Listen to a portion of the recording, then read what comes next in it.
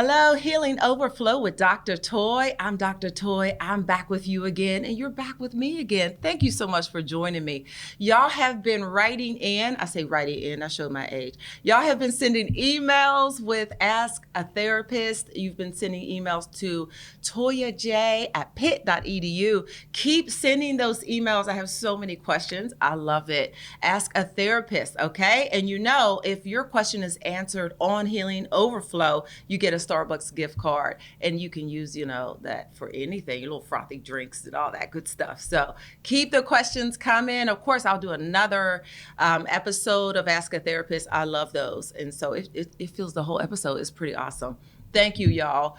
I have a guest here today that I'm super excited. I've been planning this out in my mind. Y'all know how I get with planning. And so when my eyes are fixed on something, I'm going to get it.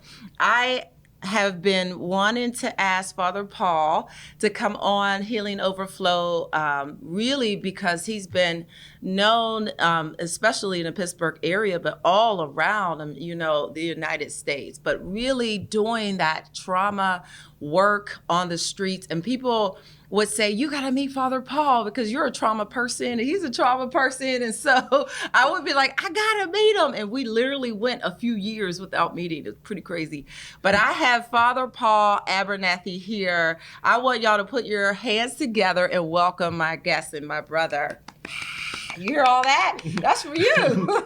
Dr. Toy, it's so good to be with you. Thank you. Thank you for coming. Listen, y'all, Father Paul has inspired me so much as far as really doing that community work. And for my social work folks, this is really social work and COSA community organizations at its finest. And so I just want you to hear all of the great things that he's doing and how to get involved. So I'm just going to start off with, I see you have a collar on it. I'm curious about that. I know I'll call you Father Paul, but I bet my viewers are curious. Like, you have a collar. You are a father, like a priest? Yeah, well, so I am an Orthodox Christian priest, and I have the privilege of having a pastoring a church and running a community organization at the same time. And really, it's a beautiful way to approach community work. On the one hand, there's attending to the needs of the community, but on the other hand, there's a pastoral perspective that goes along with that. And I would say that what really makes it distinct is, from a pastoral perspective, there's this deep sense, I believe, there has to be this deep sense of love, that we have to love the people we serve. And so often we can serve people without loving them. And I think there are many examples of that. And we see why this it should be helping, and it's not that helpful. It should be healing, but it's not really healing people. And I think the absence of love is quite often the reason for that. So your faith is really at the foundation of you loving on people. That's beautiful. I've seen you work. Everybody watching might not know all that you do, so we're definitely going to get into that. But it is such a loving movement. Like, you move in love, you care about your community, and you're super humble about it, which is like why people love you so much, probably. Yeah. But people feel that they can come to you, they can count on you. Your name is always in a room. It's paired with joy and it's paired with admiration. And so I want Healing Overflow family to know, like, who is Father Paul? Like, who are you? Where'd you come from? Where's this this loving human? Go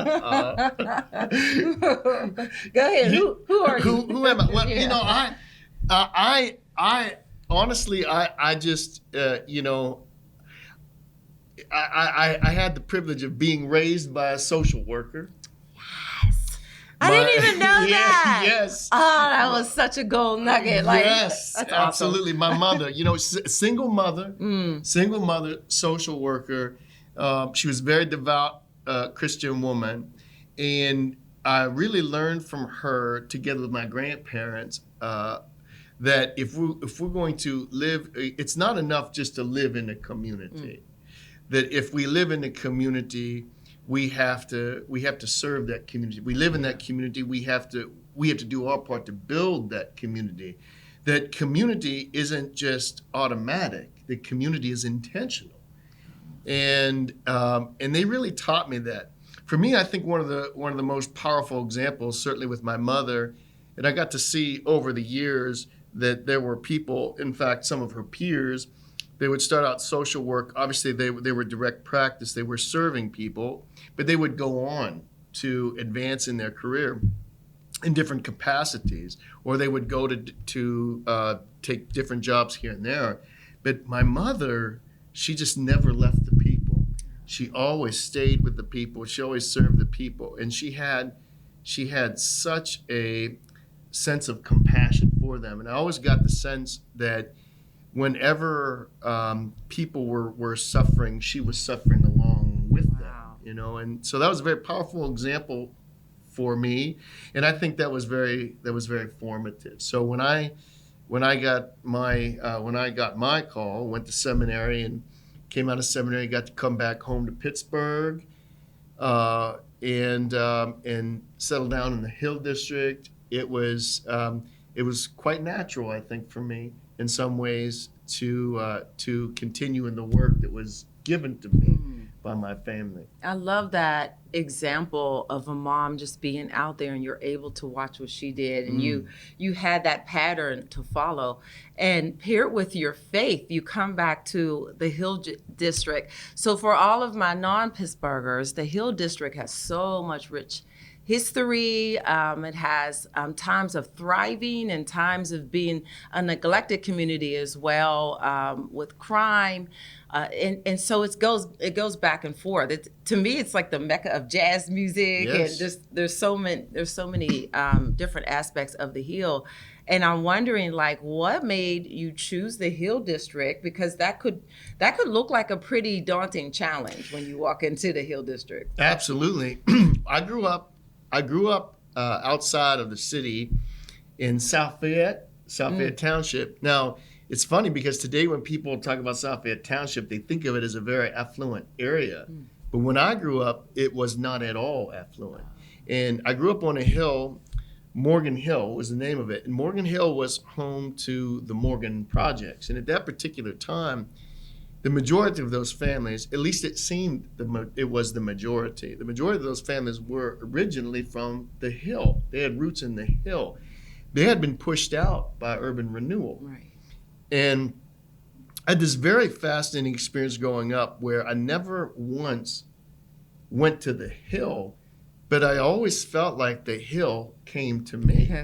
So when I had a chance in my adult life to choose where to live, it was very natural for me to want to go to the Hill. There was this sense of wanting to go home. And I think that when I consider this, there's such a context of injustice that surrounds these feelings, because the Morgan Projects, if you were to go, they no longer exist. If you were to see where they were, it would be probably a curiosity why they would put people here. It was a predominantly white rural community. There was a very intense racism, of course, that surrounded the projects here.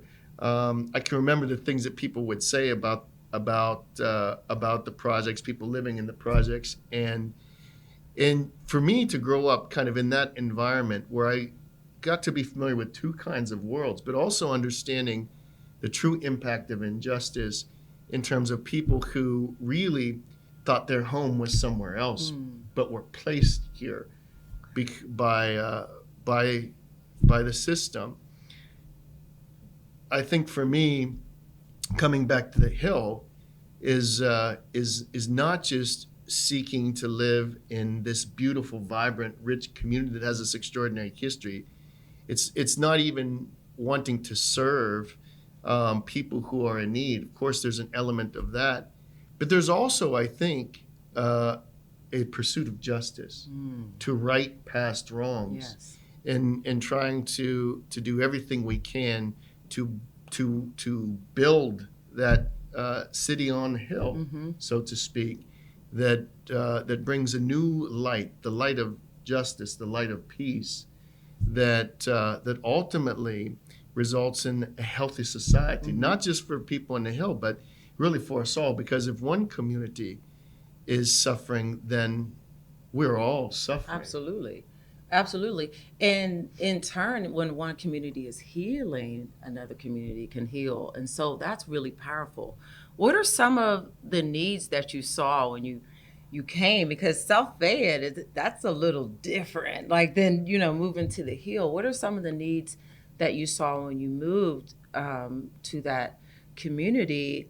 And how did you approach those needs? And I'm leading up to, you have such a unique approach. It's not, you did not come in on a horse and a cape. I'm going to save this community, but the way that your healing agents and your healing tools are unique to me. So I just want you to talk about that a little bit. Well, it was interesting because when I first started out, I mean, it very much was. There was no grand vision. There was no grand plan. I think the perspective was we just want to help out. Right. We just want to do something to help out. And of course, it started in very simple ways. There were some people who were food insecure, and actually the very first thing we started to address in a significant way was, of all things, furniture, which, by the way, is probably the hardest way you could possibly start out.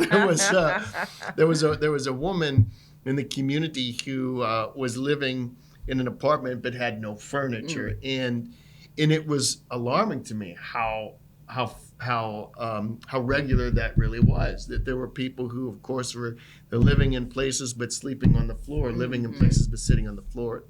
And so I knew one of the advantages of belonging to a broader church family, a broader church community, is I knew there were many people who were able to say, I don't need this. You can come and take that. So I said, we have this family. Would you be able to give up some furniture? And of course, overwhelming response. And then another family asked another family. So we really started to do that, to get families furniture. And we were delivering food. And we started to realize that there was also problems with access to health care.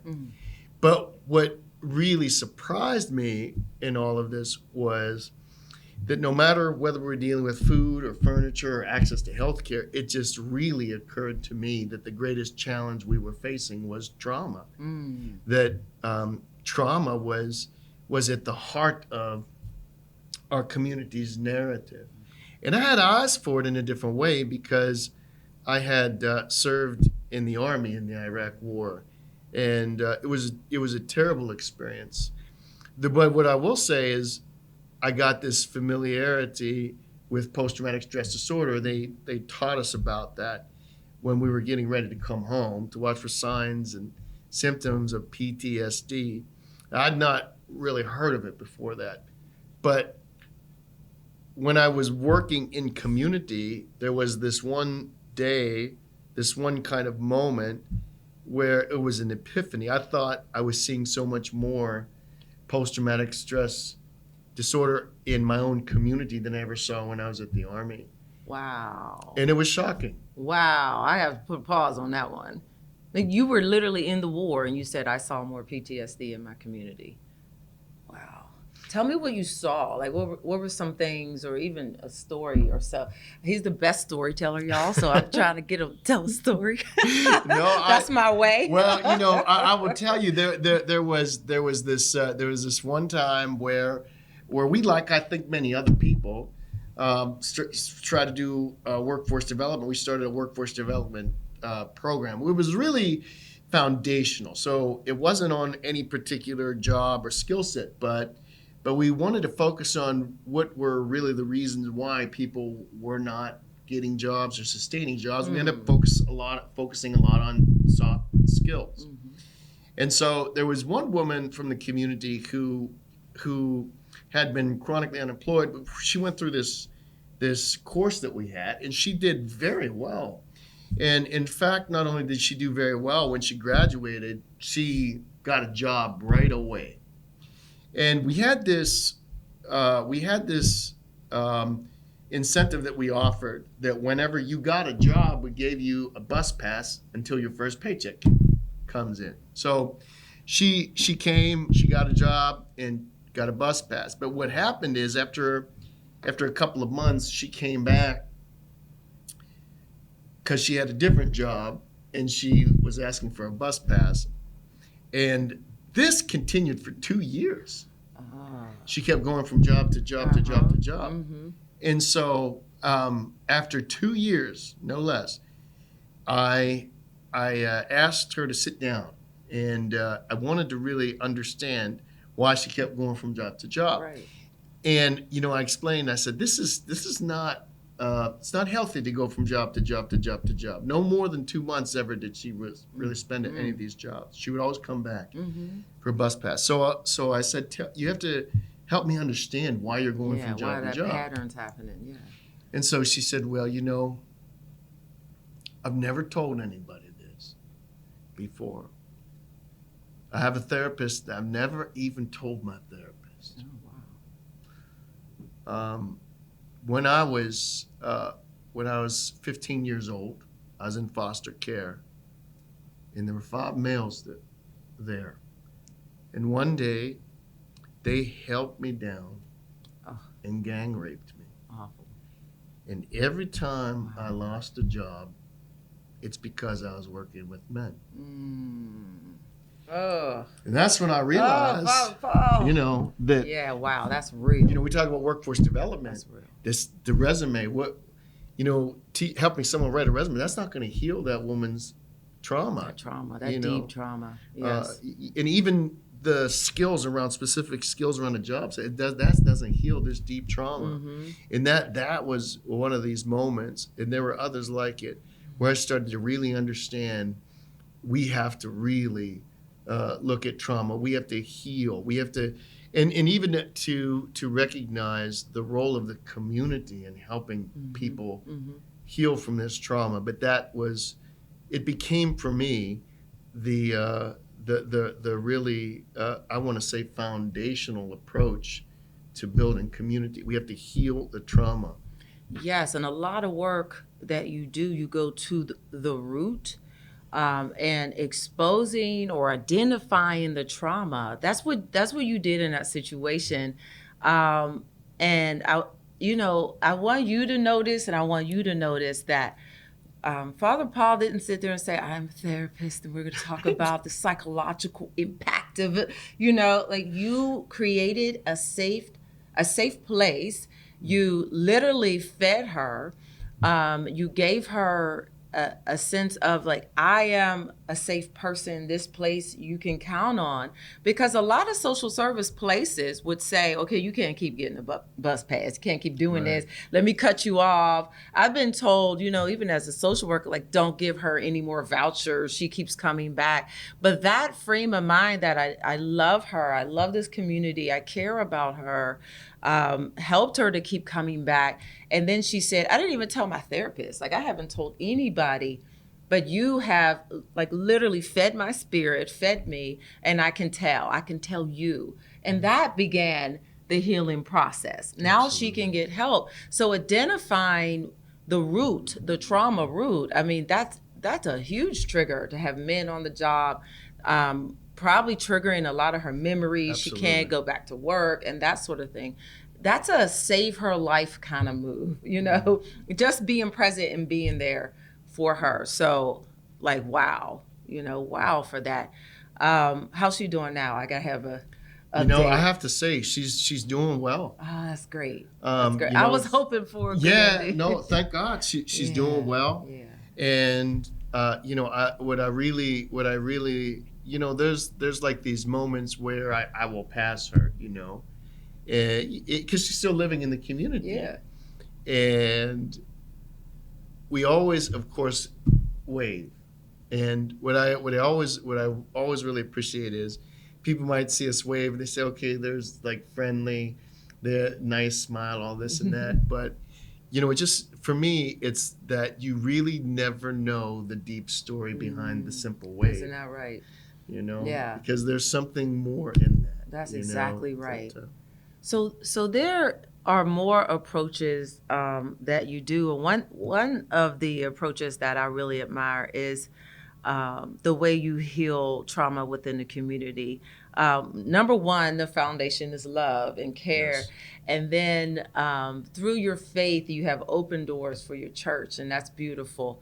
There's other, to me, it's out the box. And so when I heard about the way you service folks through the RV, so that I've like, I couldn't wait. And that was one of the really like yummy reasons I wanted you to come and talk.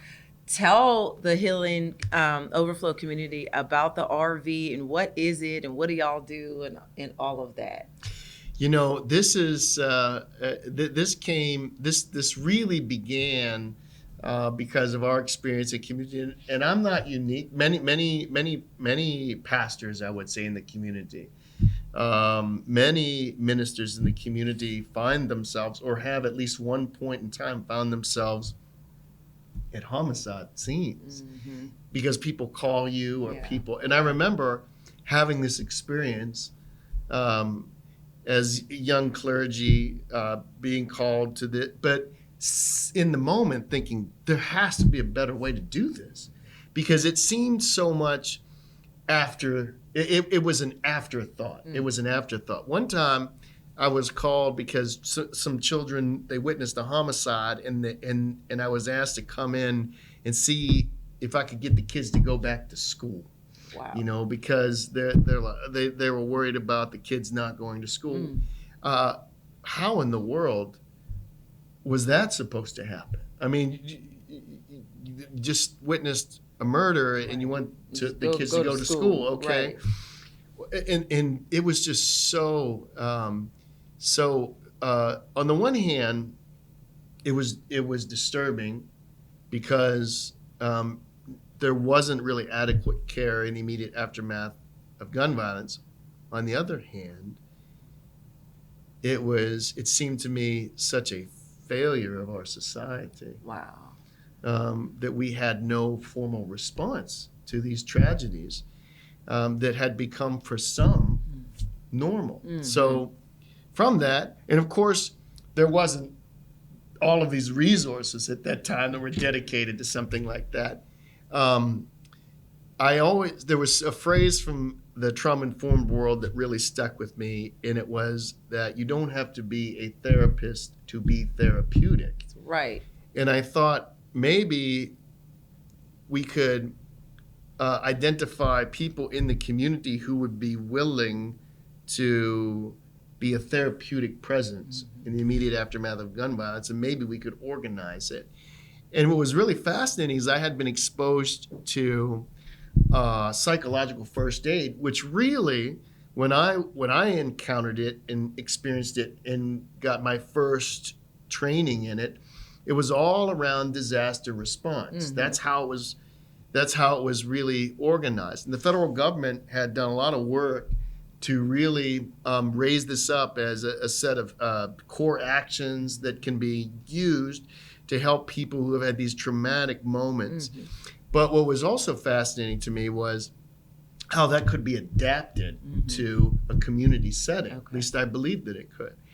And so we began doing this work, dialoguing with Allegheny County Health Department about raising up a team of community members who we could essentially train in psychological first aid to deploy in the immediate aftermath of gun violence in an organized way. Love it. And moreover, because there was not much money for this, that we would get many of the community members who would be volunteers. And it was interesting because there was this sense that only if we paid people would they do it. But one of the things that I also noticed is that in many of our communities in Allegheny County, they don't have paid firefighters. They only have volunteer firefighters. And I thought, if they could do this for fire departments, why couldn't we do this around homicides with psychological first aid? So we got it. We scraped a little bit of money together. We bought this 31-foot RV, and we turned it into essentially it's not like I wouldn't call it a mobile clinic, but on there, when you go on board, there's this area for hospitality where people can come in, they themselves can be fed, they can get drink, they can come in out of the elements. And then we have sort of a back area that's for what we call really debriefing, not therapy, but debriefing, to help people really debrief from the trauma that they just experienced. And what's interesting about this now, that was so we actually, the team went live on Thanksgiving Day in 2017. And we thought it was important to do it on Thanksgiving Day. We had been building up to it, but we wanted to do this giving thanks. We wanted to, it was such heavy work. We wanted to do this really giving thanks. Really to thank God for putting this call on our heart, to be thankful for the communities we were called to serve, to be thankful for even the volunteers who were giving themselves, for the community. And so we've been doing it since then. 7 years. I had no idea it has been going on that long. And you were able to get folks to volunteer, no money, for their own community. And when people learn this curriculum, they're learning how to heal themselves, how to heal the family, and also the community that they love. To me, that sends a very strong signal to everyone that thinks, oh, they're just used to this happening. They just don't care. It's another shooting. They actually really care about their community, and they care about the people in the community. And so when I heard about this, I was one that thought, oh, they might need to pay people. Like I heard about that model, but y'all were pulling it off, and then you bought this RV, and I said, oh, I have to go in and I have to see it. So I finally got to go in the RV and see what was in there, and it's a really comfortable space. Thank God. When you think about what you see at a homicide scene, family, it's really difficult to be at the scene. It is not like the movies or any of the crime shows. It's really like you can feel the heaviness. It could be raining or snowing outside. Yeah. You have the body still present because homicide units coming and gathering evidence and things like that. A place to actually come inside, be warm or be cool, whatever the situation is. And, that Maslow hierarchy of needs where you're able to get some water and some food and just get grounded is what you're talking about, and be able to talk about it and start the healing process there on the scene. Like that to me was mind-blowing. Like, why haven't we done this sooner? Like, where? Yeah, why haven't we done it sooner? Whoa. And this is the question. And thank God we have now, in addition to the volunteers, we have a staff. We have 4 full-time trauma responders and 2 now trauma response vehicles. And the thing that one of the things that was really for me so surprising going to these scenes is to discover how often people, after they had this experience, would actually end up talking not about the incident that they witnessed or whatever, but also, and even sometimes more, about some prior trauma that they had experienced. And what I learned is that this event, because of the severe trauma of this event, it was so often one more trauma in their lives. It also ripped open all of the old wounds. Many of them were probably still festering. They were still open. They were still festering. And so it wasn't just the trauma of the moment we were dealing with. It's the trauma of a lifetime that this horrific moment brings to the surface. Yeah. A lot of times trauma is multi-generational, it's layered, and unaddressed trauma just kind of lies dormant until something else, like you said, rips it off. That was a really good description. And so you have all of that trauma that needs to be healed. I use the word healed because number one, I'm an optimist, and number two, I know that trauma can be healed. It's not a life sentence. Not at all. It's a horrible thing, and and for some, a horrible, time frame in life where one thing after another traumatic is happening, or you're in a community where you see trauma on a regular, it doesn't mean you're desensitized. It means that your trauma reaction is a numbing sometimes, or your trauma response is to bury it because you can't have another oh wow experience. I can't go through this anymore. But then when you sit in a safe place with a safe person saying, I care about what you went through, it's going to come up, and that allows the healing to start. So that's a huge service that you all are doing for the community. And the staff, I've met a couple of the staff. We have one that was one of my students, Yes, that's right. in the bachelor and the master program. So that was very cool to see him working in that capacity. Hi, Dan. I love that. I want to know, the vision that you had and the vision that you have, because you continue to grow. You may not feel like it's innovative, but it is. That approach that continues to live strong, like it didn't die out. It was such a need for it. You had to get another RV. Talk about any other of your healing tools or your healing agents that you use for the community. In our work, we've started to really become known for trauma-informed community development, which is really fascinating. And what's really interesting about community development is community development, as we've experienced it, has quite often caused more trauma or proliferated trauma in our community. When we look at redlining, we look at urban renewal, we look at the impact of root shock, and all of these kinds of things. When developers, quote unquote developers, come into community, oftentimes it sends a shudder down people's spine because there's a sense that something terrible is coming for us. Yeah. But also, it's important it was important for me to understand the power of community in healing, in that there's a profound role that community has in helping people heal. And I'd often thought about some of those soldiers that came home from World War II, and what really the difference was between them and soldiers that came home from Vietnam or even these current wars. And I spent a lot of time, my grandfather was a World War II veteran, and I spent a lot of time around other World War II veterans when I was growing up. And what I really think is that they came home, they had these really horrific experiences overseas, but they came home to a very strong community. Wow. They had very, very strong community. And it was actually, they had these sort of layered experiences of community. They belonged to, they had, their families were strong. They belonged to strong civic groups. They belonged to strong faith communities. They had their broader communities, their towns, their neighborhoods that they came from were very strong.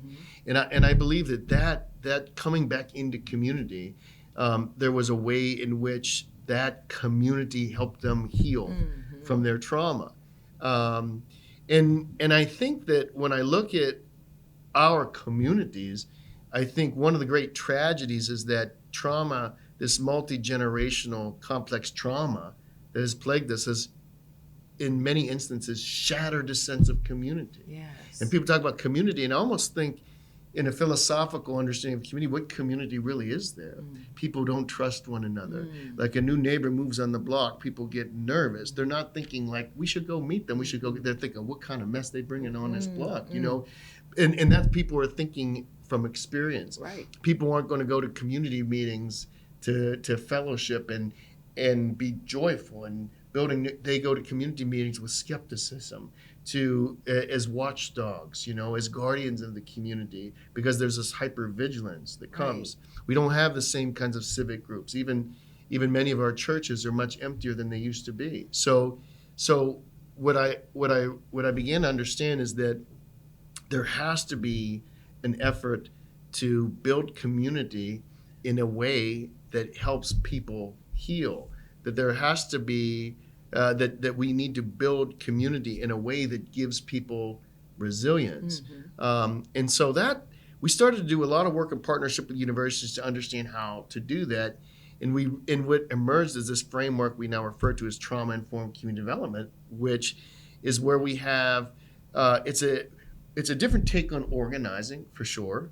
It's different than the Alinsky style of organizing, which is so fascinating. The one of the major tactics that's taught, and I've been through those organizer trainings, is agitation, and really it's agitation in order to advance a certain political objective, and it looks at the community as essentially a chessboard. And I've always been curious about this term, allies. We're trying to find allies. But it's so interesting, this perspective around allies, because it's different than, for example, in the civil rights movement, they weren't talking about allies. They were talking about family. Right. They were talking about family. We've got to be family to one another, not just allies. We can be allies with somebody in this instance, but then enemies with them in the next. And the world is full of histories like this. So we have sort of reimagined what organizing looks like. And we have people who serve as what we refer to as behavioral health community organizers. And what does a behavioral health community organizer do? Well, they facilitate these year-long interventions to the goal of building resilient, healing, and healthy community. And there are different tools that they have. There are different strategies that they use, different interventions that they do in a very specific area of community that we pray results in resilient, healing, and healthy community. We have developed a health assessment system in partnership with the University of Pittsburgh that we have now the intellectual property of. Yay. That's awesome. Called I Am Healthy. That's awesome. And these behavioral health community organizers use it to assess health and resilience of the person, the household, the block, which ultimately gives us the ability to assess the neighborhood.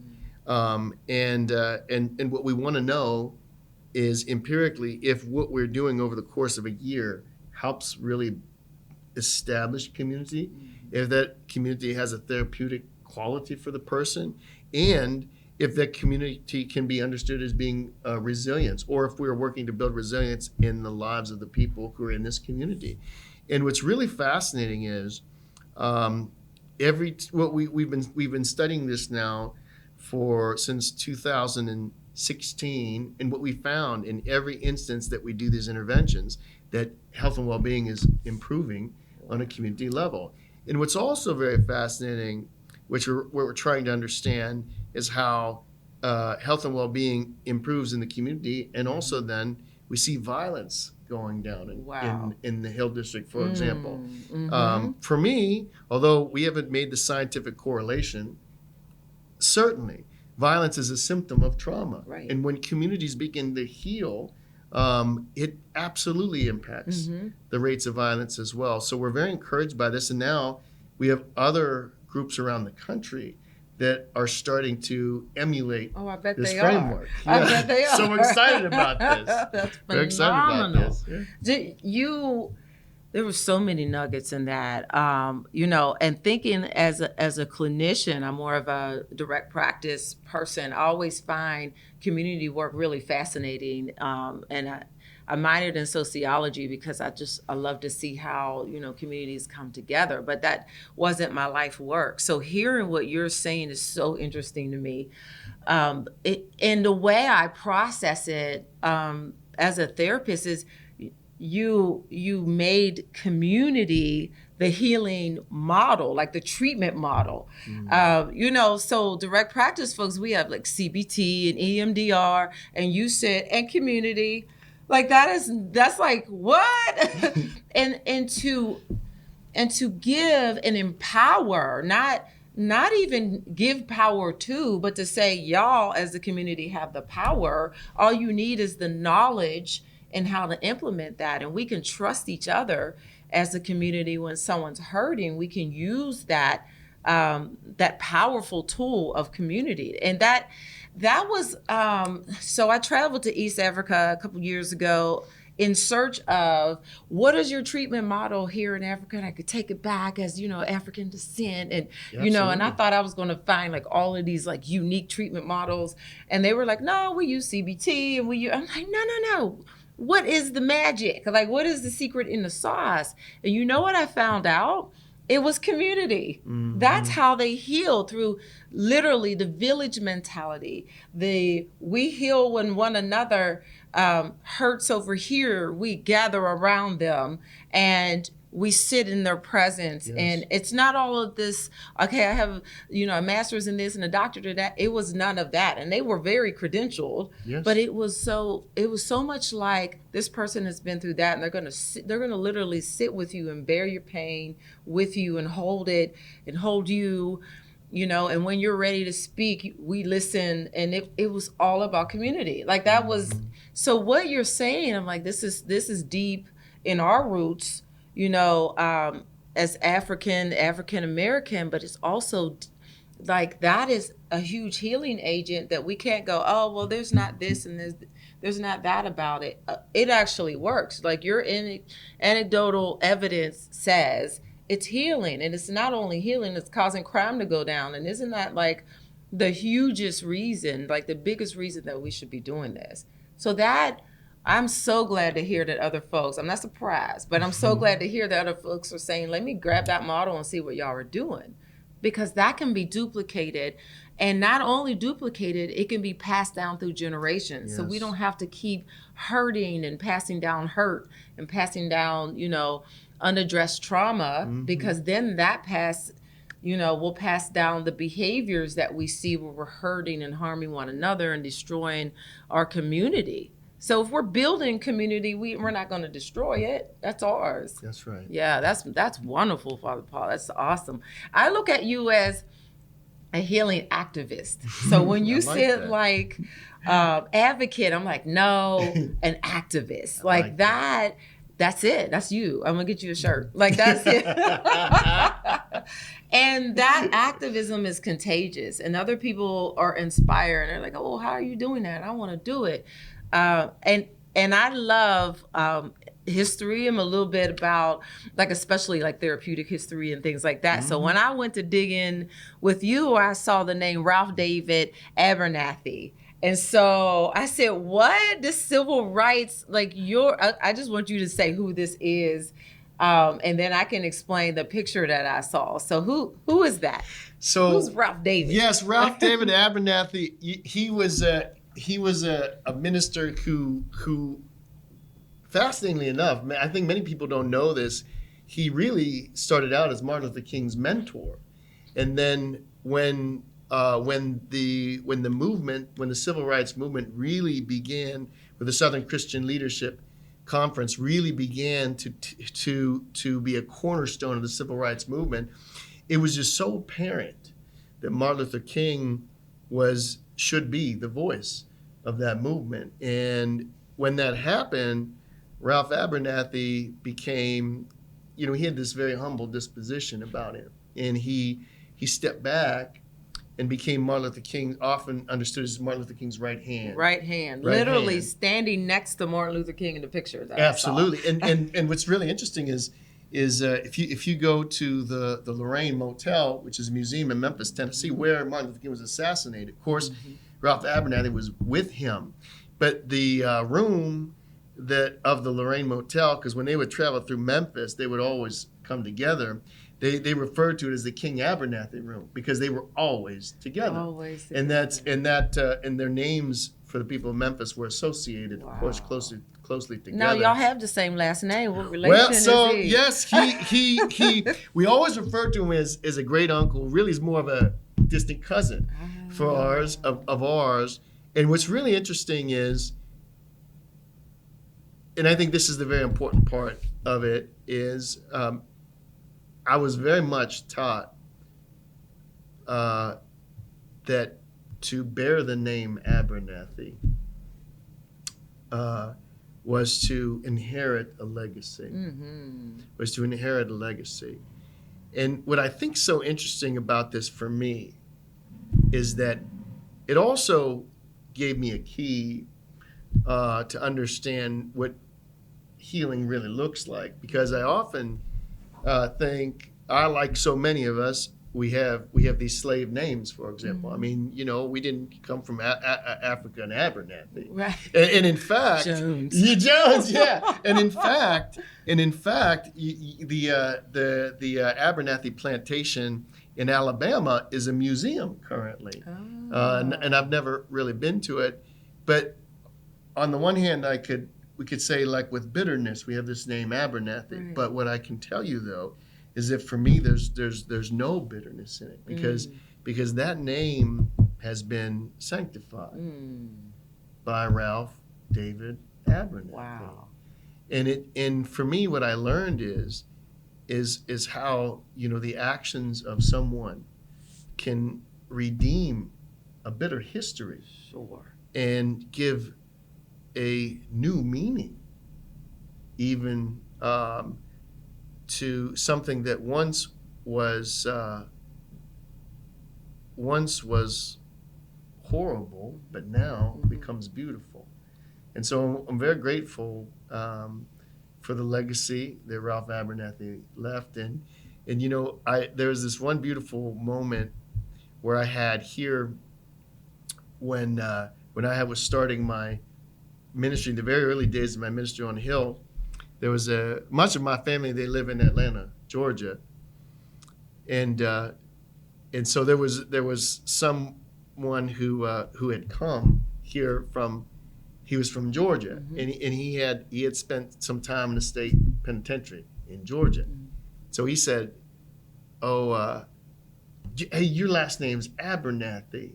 He said, "Do you know any Abernathys in Georgia?" I said, "Yeah."